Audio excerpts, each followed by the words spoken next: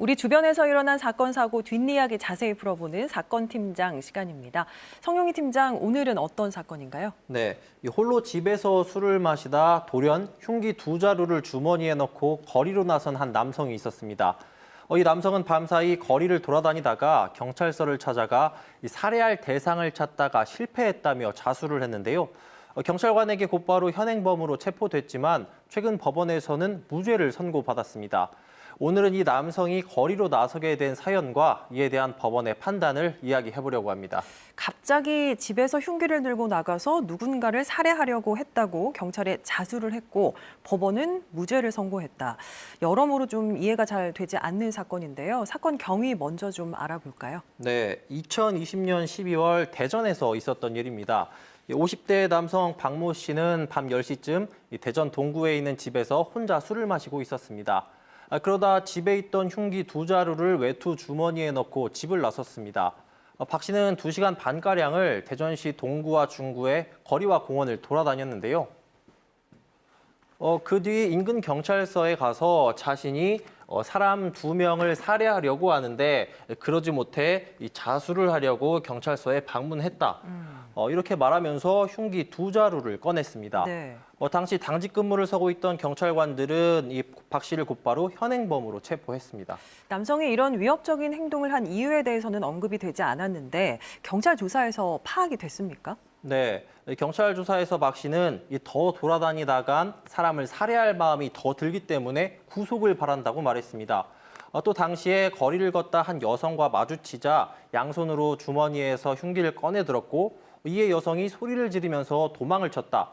또 한 남성에게는 이 주머니에서 흉기를 꺼내 보이자 욕을 하면서 도망쳤다는 등의 구체적인 범행 경위를 진술하기도 했습니다. 네. 결국 박 씨는 이 살인을 할 목적을 가지고 준비하는 행위를 했을 때 적용되는 이 살인 예비 혐의로 재판에 넘겨졌습니다. 남성의 행동과 진술을 보면 방금 얘기한 살인 예비 혐의가 인정이 될 것 같은데 어떻게 무죄가 선고됐습니까? 네, 이 법정에선 박 씨 자신의 주장을 뒤집었습니다. 생활고를 이기지 못하고 교도소에 가고 싶어서 경찰에 허위로 자수를 했다고 진술했습니다. 경찰이 수사 과정에서 박 씨가 월세로 살고 있던 집주인에 대한 탐문 수사를 벌였는데요. 실제로 박 씨는 10년 전부터 월세 18만 원을 내고 거주하다가 1년 전부터는 월세를 내지 못해서 퇴실 요구를 받고 있던 상황이었습니다. 그렇다면 재판부가 이 남성의 주장을 그대로 받아들인 건가요? 먼저 이 관련 법리를 보시죠.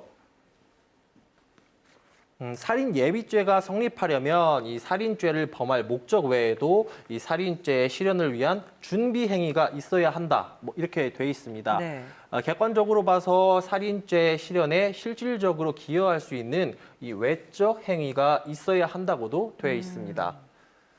이에 따라 재판부는 박 씨가 생활고를 겪은 것 말고도 여러 정황을 근거로 판단했습니다.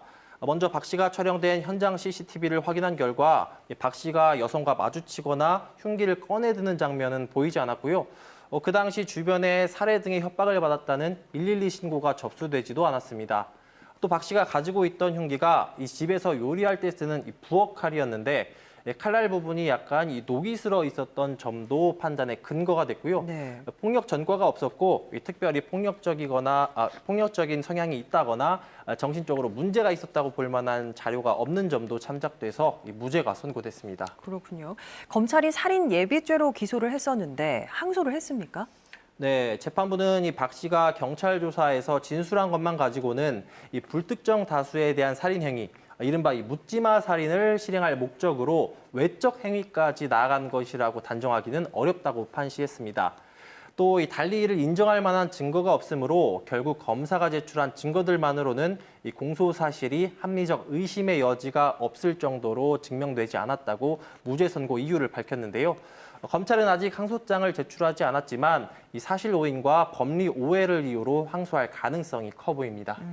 알겠습니다. 여기까지 듣겠습니다. 성 팀장 수고했습니다.